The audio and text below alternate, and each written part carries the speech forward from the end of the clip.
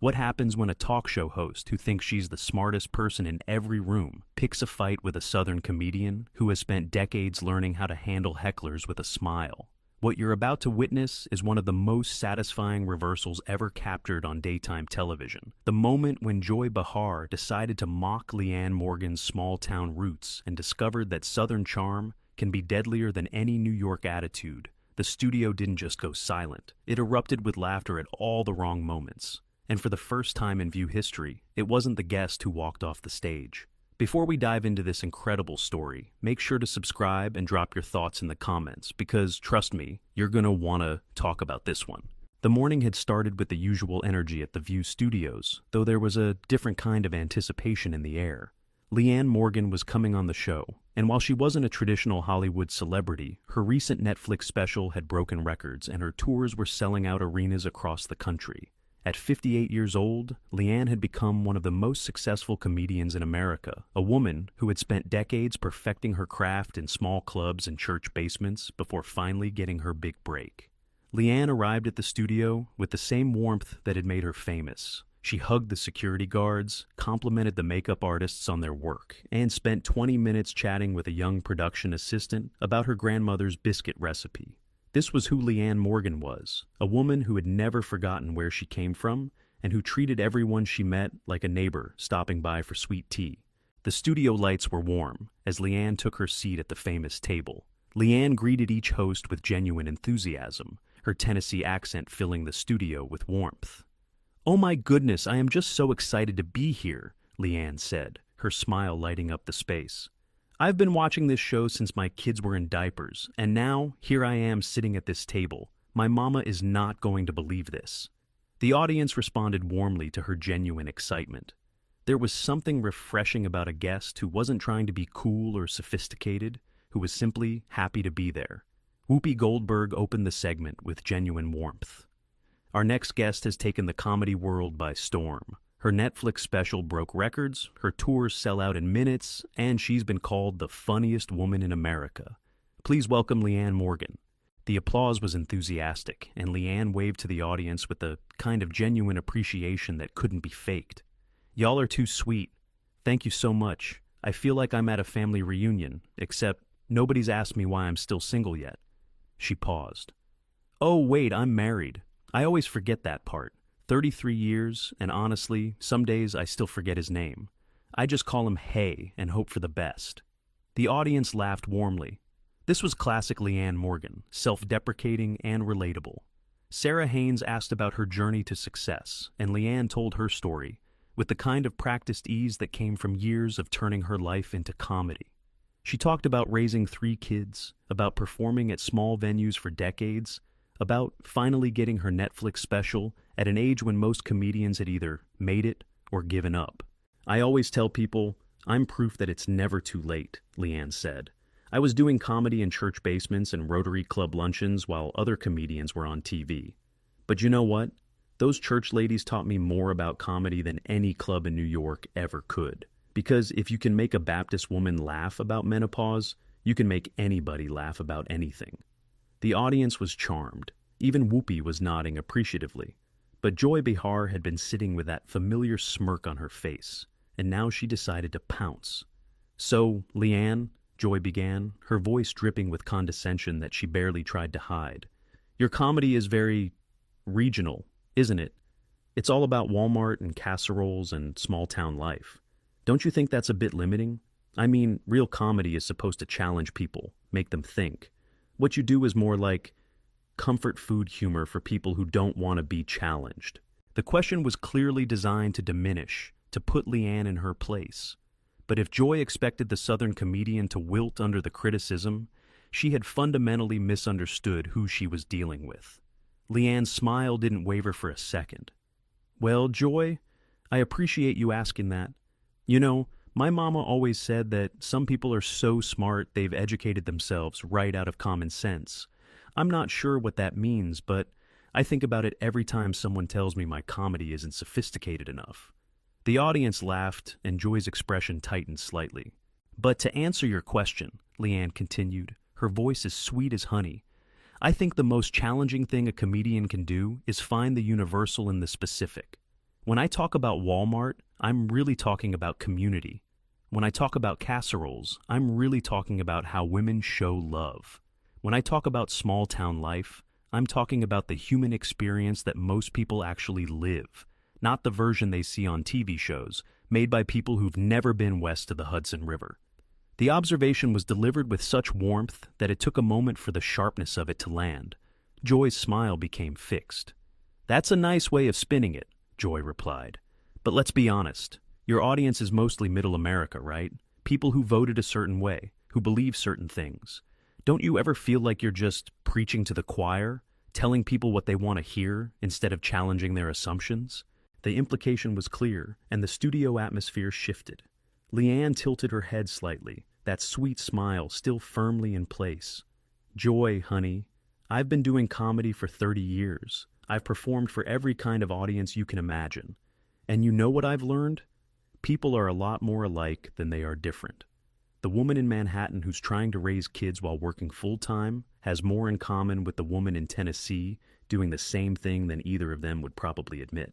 My job isn't to divide people into teams. It's to remind them that we're all just trying to get through the day without losing our minds." She leaned forward slightly, her voice still warm, but with a new edge to it. "Now, I don't know what kind of comedy you did back in the day, Joy, but I do know that the best comedy brings people together. It doesn't make them feel stupid for where they live, or how they vote, or what they believe. Maybe that's not sophisticated enough for some folks, but my sold-out arena suggests that a whole lot of people are hungry for comedy that doesn't make them feel bad about themselves." The counter was so smooth, so perfectly delivered, that the audience burst into applause. Joy's face reddened. "I'm just saying that there's a difference between popular and good," Joy shot back. "McDonald's is popular too, but nobody's calling it fine dining." Leanne laughed, a genuine, delighted laugh that filled the studio. "Joy, did you just compare my comedy to McDonald's? Honey, I've been called worse by better. My mother-in-law once told me my brisket tasted like a tire fire, and she said it right in front of Jesus and everybody at Easter dinner. You're gonna have to try harder than fast food comparisons if you want to hurt my feelings." The audience roared with laughter. Joy was clearly not used to having her attacks deflected so easily. "Besides," Leanne continued, "I think there's something real condescending about assuming that Middle America doesn't deserve comedy that speaks to their lives.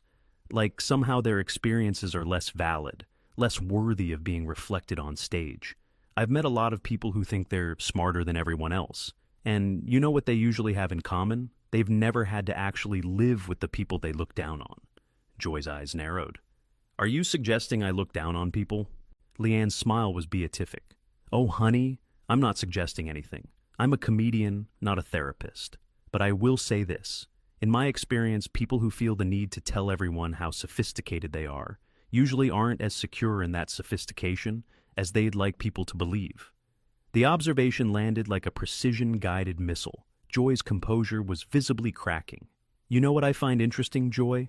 Leanne continued, her voice still carrying that honeyed southern warmth. "You've spent this whole interview trying to make me feel small, trying to make me admit that my comedy isn't as good as whatever you think real comedy is. But here's the thing about us simple country folks. We know when someone's trying to put us down, and we've had a lot of practice smiling right through it." She turned to address the audience directly. "My mama taught me that you can say almost anything to anyone as long as you smile while you say it and add, 'bless your heart' at the end. So, Joy, bless your heart for thinking that making fun of where I come from was going to rattle me. I've been handling hecklers since before you got this job. And honey, I've handled better hecklers than you in bars where the bathroom didn't even have a door." The audience exploded with laughter and applause. Joy looked like she had swallowed something unpleasant. "This is ridiculous," Joy said, her voice rising. "I'm trying to have a serious conversation about comedy, and you're just deflecting with folksy charm." "Am I deflecting, or am I just not giving you the reaction you wanted?" Leanne asked, her voice still perfectly pleasant. "Because it seems to me like you came into this interview expecting me to be some simple country bumpkin who would crumble under your big city wit. And now that I'm not crumbling, you're getting frustrated. That's not my problem, Joy. That's yours." Whoopi tried to intervene. "Maybe we should talk about Leanne's tour dates and—" But Joy wasn't ready to let it go. I just think it's worth pointing out that there's a difference between being popular and being important. Some comedy actually changes the world. What does your comedy change? Leanne nodded thoughtfully as if she was really considering the question. You know, that's a fair question, Joy. What does my comedy change? Well, let me think about that for a second. She paused, and when she spoke again, her voice had shifted to something more serious beneath the warmth. I got an email last week from a woman in Ohio. She told me that she'd been going through chemotherapy, and the only thing that got her through those treatments was watching my specials. She said I made her laugh on days when she didn't think she could laugh anymore. That's what my comedy changed for her. The studio had gone quiet. Leanne continued. I got a letter from a man in Texas whose wife had just died. He said they used to watch my comedy together, and now he watches it alone because it makes him feel like she's still there laughing with him. That's what my comedy changed for him. Her voice was steady, but there was real emotion beneath it. I met a young woman at a show in Nashville who told me she was thinking about hurting herself, but she came to my show instead because she thought maybe laughing would help. And it did. She got help after that. She's doing okay now. That's what my comedy changed for her. She looked directly at Joy. You want to know what's important, Joy? Those people are important. Their pain is important. Their need to laugh is important. And if my simple, unsophisticated McDonald's comedy can give them 1 hour where they forget about their problems and just laugh, then I'd say that's pretty damn important. Wouldn't you? The audience burst into applause that was somehow different from before. This wasn't just entertainment anymore. This was something real. Joy opened her mouth to respond, but Leanne wasn't finished. You know what I've noticed about people who think they're better than everyone else?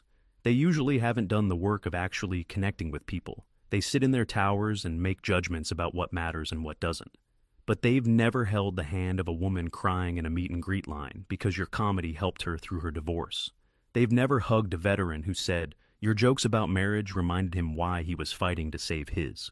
Her voice was still warm, but it carried a weight now that filled the entire studio. I'm not trying to change the world with my comedy, Joy. I'm trying to help people get through their day. And if you think that's not important, then I feel sorry for you. Because at the end of your life, it's not going to matter how sophisticated people thought you were. It's going to matter how you made them feel. Joy's face had gone through several shades of red during this speech. When she spoke, her voice was tight with barely controlled anger. I don't need a lecture on what matters from someone who makes jokes about menopause and minivans. Leanne laughed, genuinely delighted. Oh, Joy. You still don't get it, do you? The menopause jokes aren't about menopause. They're about women finally reaching an age where they stop caring what people like you think of them. The minivan jokes aren't about minivans. They're about the beautiful chaos of raising a family. Everything I do has meaning underneath it. You just have to be willing to see it. She shook her head with what looked like genuine sympathy. But you can't see it, can you? Because seeing it would mean admitting that the people you've spent your career looking down on have rich, meaningful lives that are just as valid as yours. And that's a hard thing to admit when your whole identity is built on being smarter and more sophisticated than everyone else. Joy stood up abruptly, her chair scraping loudly against the floor. I don't have to sit here and be psychoanalyzed by a woman who tells jokes about Cracker Barrel. You don't have to do anything, Joy, Leanne replied, her voice as calm and sweet as it had been since the beginning. But I will say this.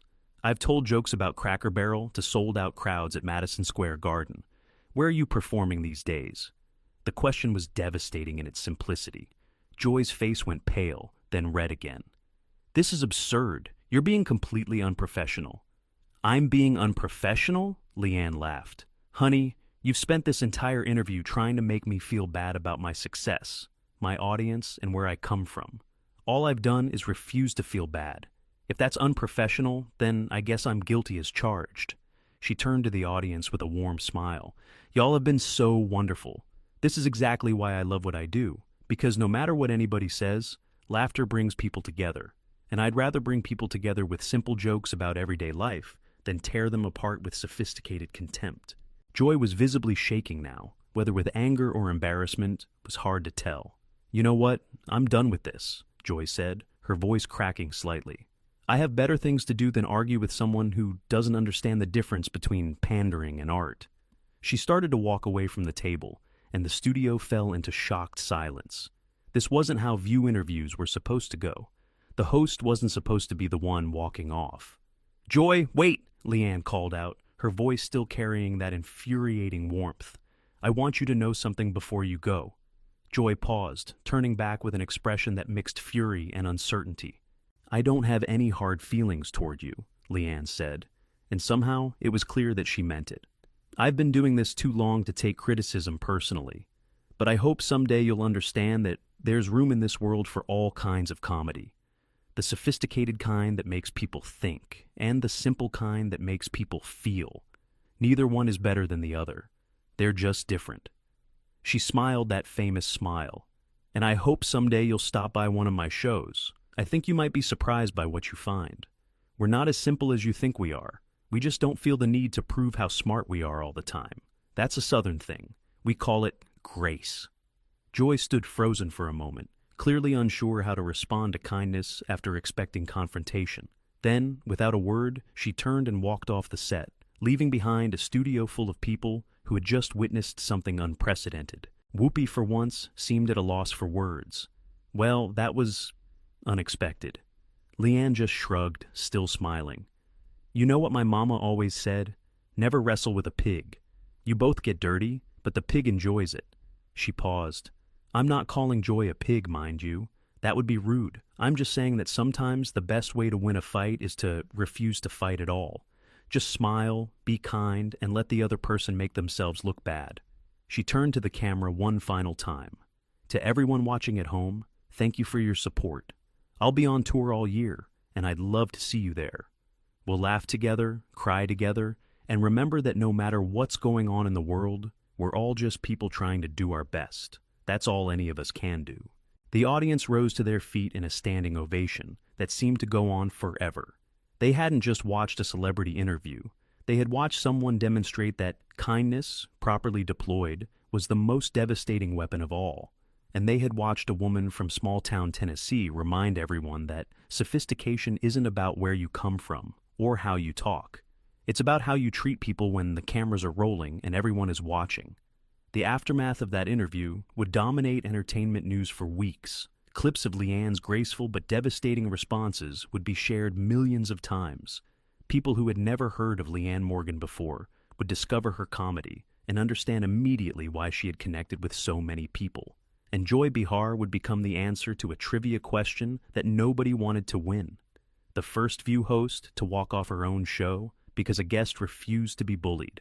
But perhaps the most significant outcome was the conversation it sparked about different kinds of success, different kinds of comedy, and different kinds of intelligence. Leanne Morgan had proven that you didn't need to be mean to be funny, that you didn't need to tear people down to build yourself up, and that sometimes the smartest thing you can do is simply refuse to play someone else's game. What do you think about this incredible confrontation?